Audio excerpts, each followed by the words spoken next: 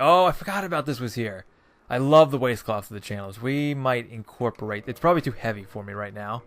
And I like the bloodstained skirt, but this has better stats for sure.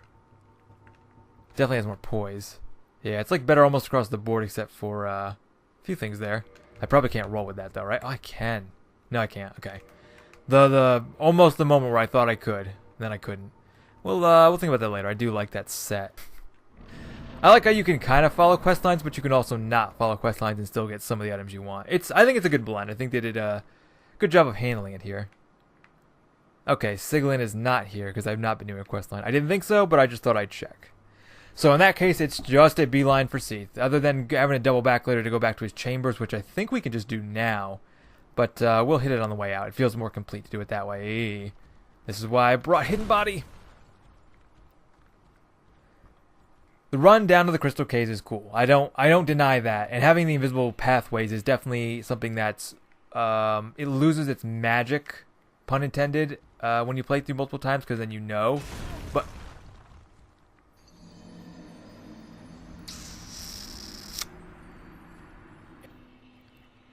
So, that guy...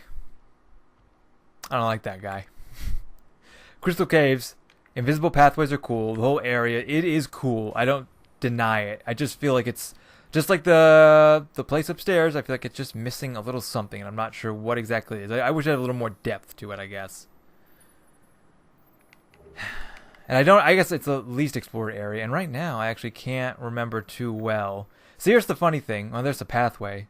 See, I don't know if I've come through here offline very often. The cool thing is, definitely first time it'd be like, whoa. It's, that's pretty cool.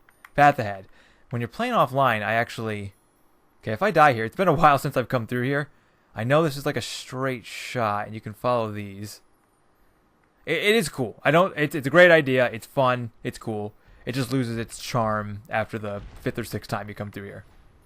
I'm not even gonna should I try? I don't know. Alright. So there are some messages here. Yeah, I usually don't play offline, so I'm not familiar with where all of the offline messages are, especially in an area like this. Since, I mean, you can play Dark Souls offline, and I don't look down on anyone for playing it offline for any reason. I think it's totally fine. I just think it's a game that was made with an online experience intended, not necessarily to co-op or invade, but cute. But most certainly it was made to have interactions with people who are also playing at the same time as you, to either help or mislead, which I thought was awesome. And a lot of games have implemented it since. I'm sure games had it before this, but I feel like Dark Souls did it in a very mainstream way. I don't know, I feel like they kind of set the formula. Okay, didn't die there. So I don't know, I think I once followed a guide to do the Hidden Path maze. Haven't done it again since, and I'm not planning on doing it. We're not doing it here. We don't need to. I don't think I'll need it. If I do, I'll come back and get it, but I really, really don't want to. Okay, now this is where I need Hidden Body. I get one shot at this. Let's screw it up. I don't know if I've ever beaten Seath in one shot. I've certainly never gotten his tail. I know I must have said that before. I can get Calamete's tail more reliably, and Priscilla more reliably than I can get Seath's tail. It's just, I cannot get the guy's tail to come off. I must just be hitting him in the wrong spot, or I'm just getting really unlucky. But, yeah, I can't get his tail to come off. Let's see if we can change that this time. Not that I need the tail. I really don't. You know what would actually work really well if I was wearing... And I am wearing the something. So he shouldn't be able to hear me, which should be really in my advantage, actually. Oh, no. Okay, well, I fucked that up. I fucked it up. This is my chance to free buff and get free hits. Okay, well, that's not awful. Considering I expected him to be very resilient to magic, that's not awful. Actually, do I have 25 intelligence? I don't, okay. I was going to say, otherwise I could have really... Yeah! I could have really... No! Equipped the spell I just picked up, but I can't do that, so that's okay. Everything's okay. It's all okay. Alright, this is why I don't like to be behind him. This is why his tail's hard to get. He's way worse than Calamite. I just... fucking see. Fine boss, there's nothing actually wrong with him. It's just one of those things where I'm like, I don't like him. Me personally. Objectively, he's a fine boss. It's great. I like the crystal thing. He's got a fair amount of moves. The curse is cool. I don't think any other boss can curse us. He's cool. I like him. From an objective standpoint. From my standpoint, I hate him. Now I wonder, I'm doing like, okay. Luckily I've got some curse resist. Yeah. I do like bosses that can cut off parts of the arena, but his arena is already kind of small, so... Now I wonder if I'd be doing more damage with this. Not more, but not really that much less. Alright. That's not going to help me. That's really for the run down here. And I just have to accept that. Okay. Sunlight Blade, don't fail me now.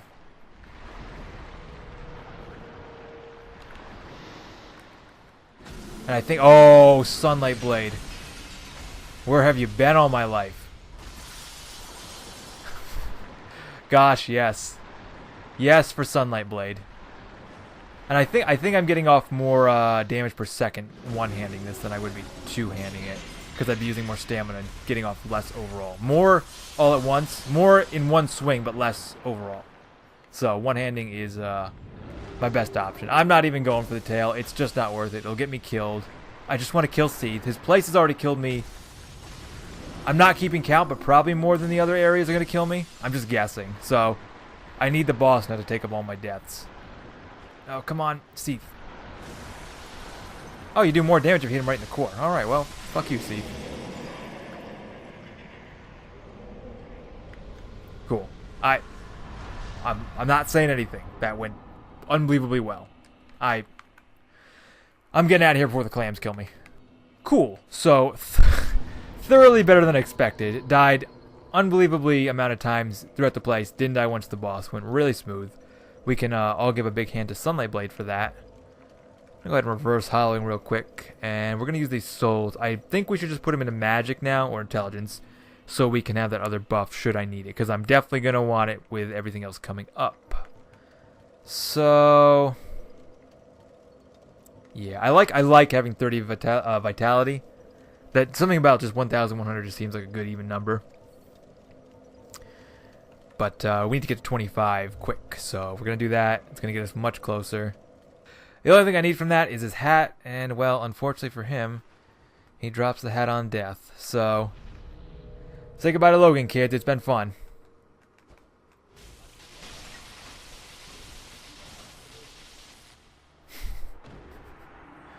Well, sorry, Logan. White Dragon's Breath, big hat, tin catalyst. You can't go wrong with the big hat. I love the big hat. It was the thing I wanted so much the first time I played through the game. Love the big hat. It's so cool. And I can't roll with it, so we're not wearing it. But we killed him for nothing, and, well, there's a lesson in there somewhere, but I'm not sure where it is. Ah!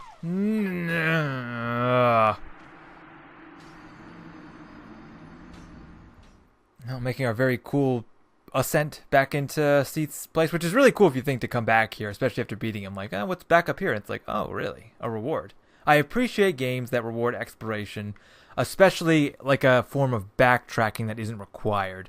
I'm not sure if you would call it backtracking in a game if it isn't required, but I appreciate this. Large magical ember. Beautiful. And if you just explore just a teeny bit more, which is a really cool room because you couldn't get up here before. I really would have preferred to fight Seath here, really. It's something about this is much cooler, being, which this might be like the highest point of Lordran, I think. Isn't Seath's tower the highest, and this is like the highest point of his tower? I think that's correct. I might be wrong. There might be something higher I'm not thinking of. But I still appreciate the reward back here, as small as it might be. Soul of a Great Hero. I think there's only like 3 or 4 of those in the game, too, so... really useful, really cool. I dig it. And I dig the room. It's a cool room. Alright, let's get out of here.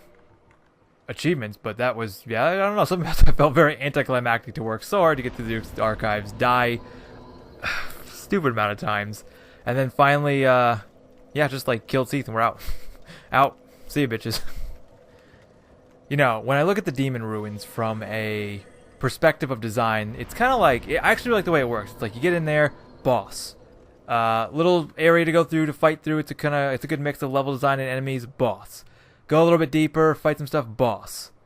I appreciate it's kind of like, it's almost like a boss rush, but it's done fairly well, and the bosses are all relatively different, be it that one is a clone of an earlier boss, and the other you kind of almost can't fight at first. It's fair enough. And then you get to the larger area to explore and plenty of enemies, and then something that's a boss. More like a puzzle boss. I guess that's what you refer to as a bit of chaos. Well, right now we have Copy Boss. Hello, Copy Boss. You're probably very weak to Sunlight Blade, but I bet you're weak to magic, too. Okay, well, I should have dodged that. Oh, I'm dead. Whoa, ho, ho. Not today, but very soon. Oh, so soon. Chug. He's not... He's the best iteration of the... Well, I don't know. I like the one in the lower asylum. I guess he's the best iteration of the bosses of his type. Bleed would be working a lot better. But I think we're going to be able to get by with magic. Alright, well... You'd think I'd be good at fighting him after fighting like 8 versions of him. Okay.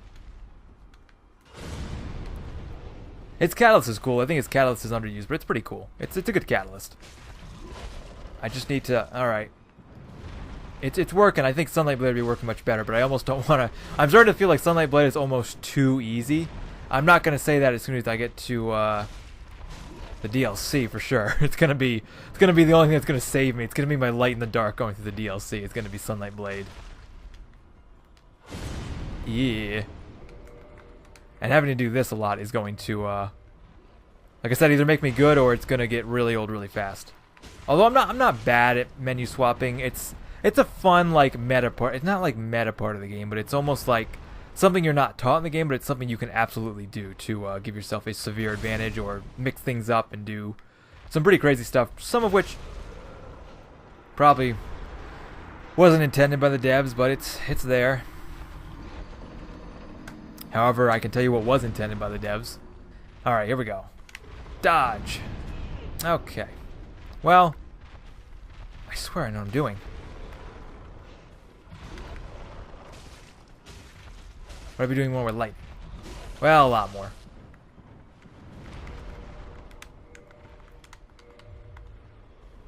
Ah! Scary. Okay. That's just not right.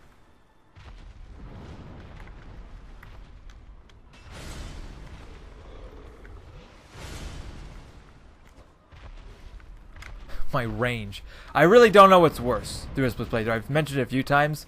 The range. The range. Is it... The damage is bad. We all know that. But the range is what you wouldn't expect. Because obviously it's a very short-range weapon, but... Now, if I could just buff at the right time. Drink to full. Be ready to buff. Dodge the attack. Buff. Switch to shield. This is how I'll just give commentary. I'll just do play-by-play on my thoughts. Swing. Should be one-handing, but swing. Swing while you can. Run. Run back. Swing one-handed. Be greedy. Roll.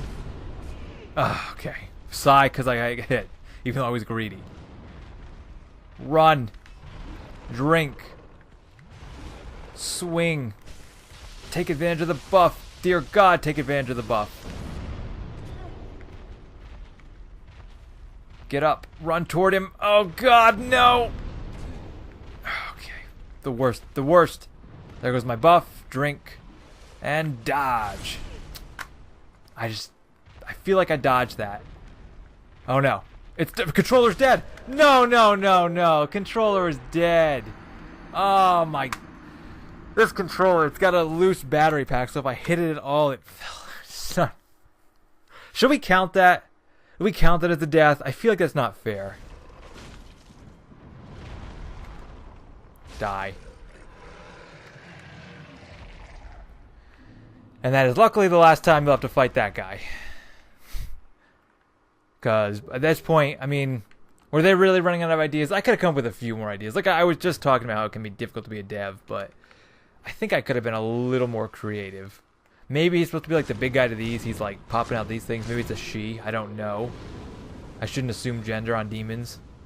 Do demons have gender? I mean, I guess they would.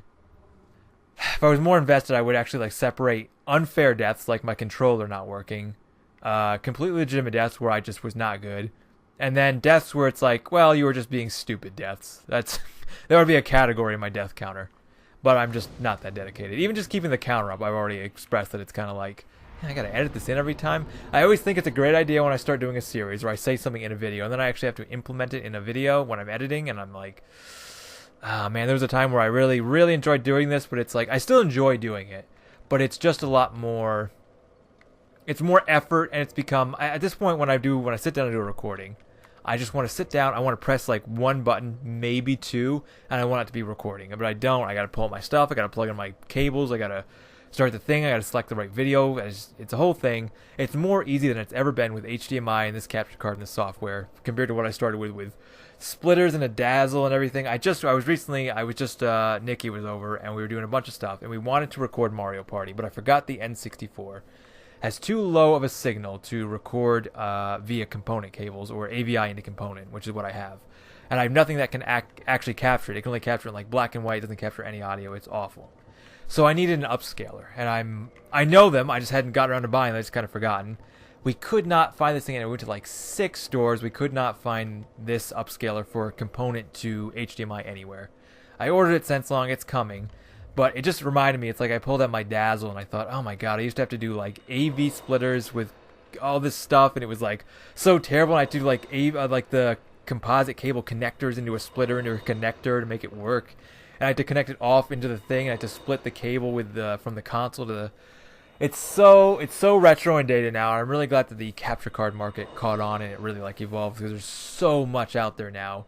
There's so much to choose from. It's really great. It really boosted the market, made it that much better compared to what it was.